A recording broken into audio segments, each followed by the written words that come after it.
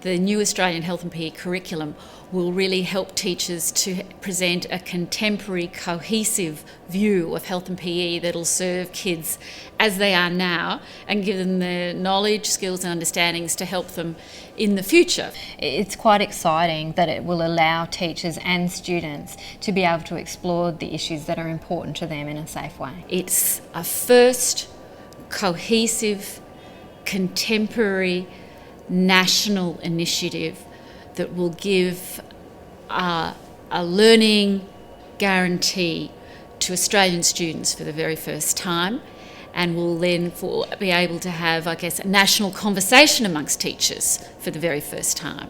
Sort of framework and direction and guidance that this curriculum can give those generalist teachers, particularly in and around the movement skills and the development of fundamental movement skills and development of movement capabilities, where it provides a framework for them to develop their confidence and their competence and their understanding about delivering quality movement experiences for students. It's got two strands: personal, social and community health, and movement and physical activity.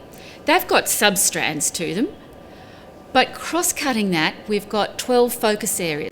By having that structure, we're allowing for integration, where appropriate, of those two strands, and that integration will then mean that teachers have really rich units and that time is used most effectively.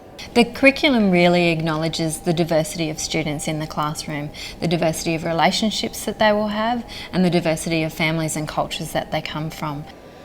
I think it'll be an opportunity for teachers to do things differently, to do things that really connect with students in contemporary Australia. The context we live in is a fast-paced, changing environment. We have a lot of technology that never existed before, which brings opportunities and changes in structure of how our society functions. So we have young people who engage with other young people online and face-to-face. So the curriculum actually reflects that. Relationships and sexuality is an important part of teaching in a school.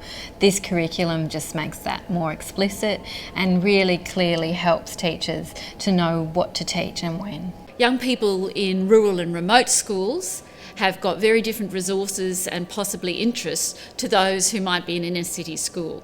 So that flexibility, I think, is really important. Every teacher is a teacher of wellbeing, and at our core is actually having a young person who feels good about themselves. By taking a strengths-based approach, you're looking at the resources that a person might have, and it's not just about money or objects. Everybody has got something to build on, whether they can connect with their family or there are some community connections they can make in order to lead a safer, healthier, more active life.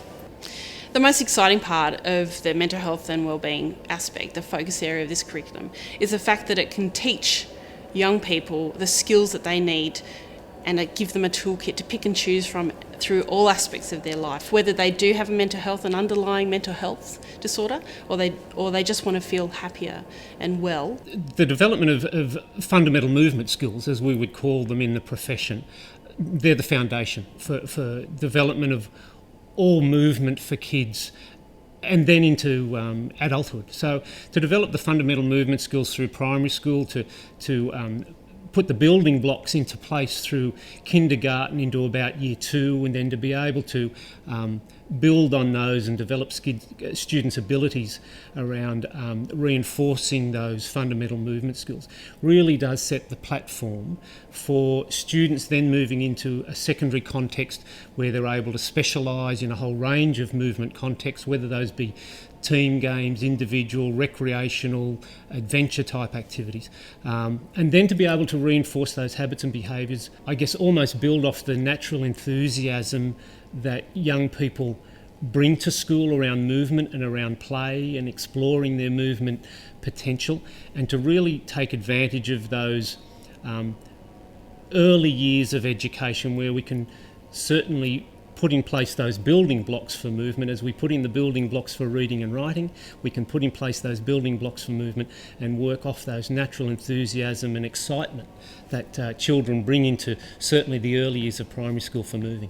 In the physical activity and movement strand, students will very explicitly learn a range of movement skills and knowledge about the movement.